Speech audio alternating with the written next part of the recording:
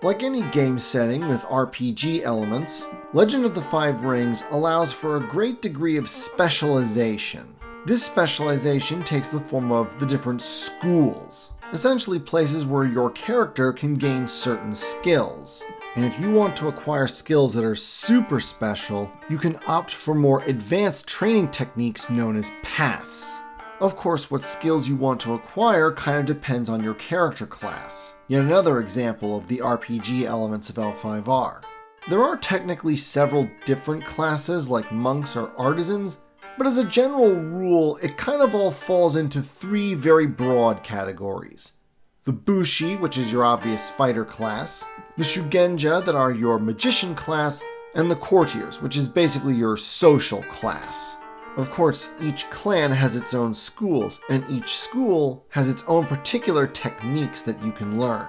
This video will be about the schools and paths of the Dragonfly Clan. Founded by a dragon Bushi and a phoenix Shugenja, the Dragonfly Clan was very quick to abandon its martial roots and lean hard into its mystic ones. The few Bushi that the clan produces train either with the Mirumoto or the Shiba families. As for the Shugenja part, well, Tonbo Maroko, co-founder of the clan, was of the firm opinion that change was a key part of achieving enlightenment, and thus, thanks to her influence, the Tombbo Shugenja school would focus primarily on the kind of magic that emphasized change.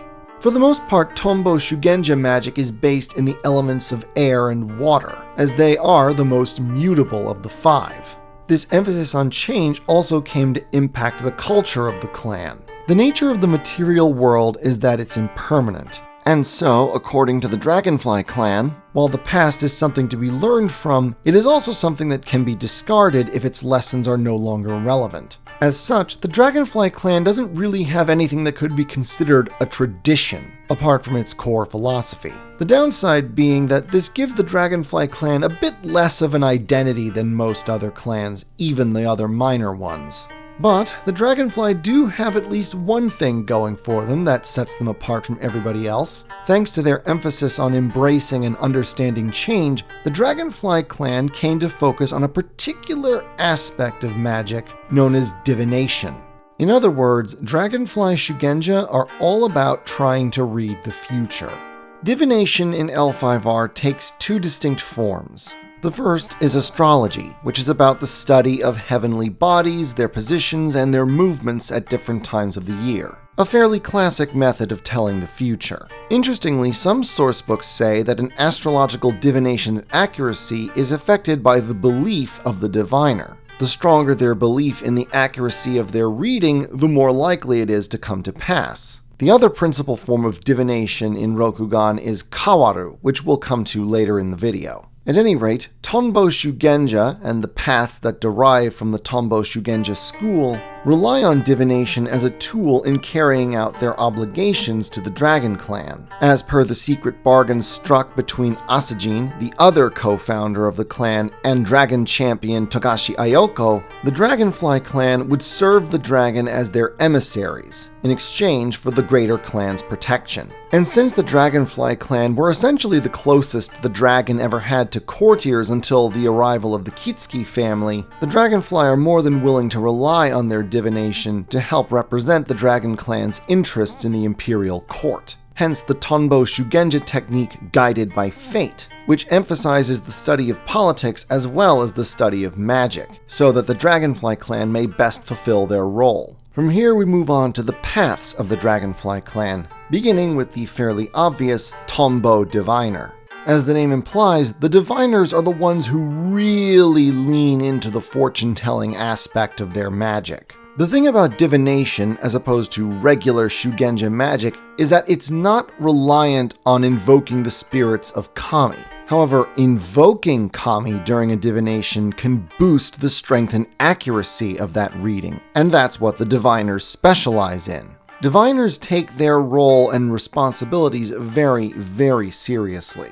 As the Dragonfly are a minor clan, even with the protection of the dragon, their existence is precarious. The only known diviner technique to see the future, therefore, emphasizes that understanding prophecy is essential to their clan's survival.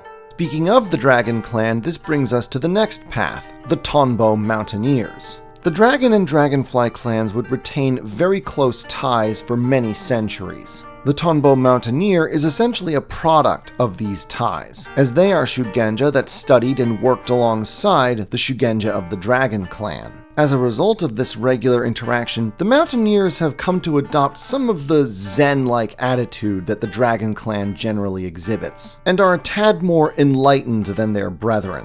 The technique Beating Heart of Nature enables the Mountaineer to sense the ebb and flow of life in the wilderness, giving them that much stronger a connection to the world around them. But where the Mountaineers favor the peaceful isolation of nature, the Dragonfly Advisers, the sole courtier path of the Dragonfly Clan, are best suited to the intricate machinations of imperial court politics. But although they are not shugenja, the emphasis on divination influences the advisors as well. After all, being able to read the future can help you in an argument or a debate, either to avoid a verbal trap or to attain a more advantageous position. Often Dragonfly Advisors rely heavily on the technique seeing the pattern. This is less a magic skill and more of a mental discipline, as it teaches the Dragonfly Advisor to see the patterns of cause and effect in all interactions, giving the advisor a better chance of perceiving the potential consequences of a given action.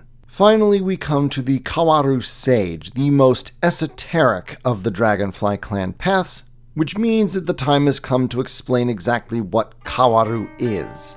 Short answer? It's all about hexagrams. Long answer? If you've ever seen any kind of entertainment media influenced by Oriental culture that involves these patterns of solid and broken lines, or if you've actually, read the I Ching, these symbols are trigrams, each representing one of the principal elements: heaven, earth, fire, lightning, mountain, wind, water, and lake. You take two trigrams and combine them together, you get a hexagram. And for centuries in the real world of East Asia, this has been used as a form of divination, each of the 64 possible hexagrams being a way of telling what the future holds for you. Kawaru is essentially the art of creating a hexagram for divination, usually achieved by tossing sticks, stones, or coins with special markings on them. Kawaru is so popular and widespread among the common folk that every village has an itako, an old wise woman whose main purpose is to perform Kawaru divination to try and read the future. Disdained by most of the samurai class of Rokugan as peasant magic, the Dragonfly Clan are among the few samurai who actually see any value out of Kawaru. Kawaru isn't really magic, as it doesn't require any kind of spell to be performed, but what the Kawaru Sage does is that they take Kawaru, combine it with actual divination magic, and thus obtain more accurate and precise predictions. Among the Dragonfly Clan, the Kawaru Sages are essentially the elite of the elite. You can usually identify one by the robes they wear, which are invariably covered in hexagrammatic symbols. The technique Veil of the Future emphasizes the importance of the sage to interpret and master the 64 hexagrams as a way of divining the future. It might seem odd for a clan to focus so much on something as esoteric and specific as divination, but many in the Dragonfly view this not as simply a fringe benefit, but as necessary to ensure their clan's survival. Remember that the Dragonfly Clan was founded when Mariko decided to marry Asajin, breaking off her arranged marriage to the lion warrior Akodo Yokutsu. Yokutsu had interpreted this as a stain on his honor, and had sought to avenge it by eventually killing Asajin in a duel, only to be killed shortly thereafter by Asajin and Mariko's son, Tonbo Kuyuden. The lion prized their honor very highly, and they do not forgive or forget easily. And although the Dragonfly can mostly rely on the Dragon Clan to protect them, and they are aware that the lion often have bigger fish to fry, they know that there are some among the clan that are just waiting for the right moment to crush them out of existence. Thus, for the Dragonfly Clan, trying to see the future is a matter of survival. And like all the other minor clans, the little fish in an empire of big predators, the Dragonfly are determined to use any means necessary to survive. Before there was Ellen Ripley, Before there was Wonder Woman, there was the original action heroine, Atalanta. Now available in ebook, paperback, and audio form. Links in the description.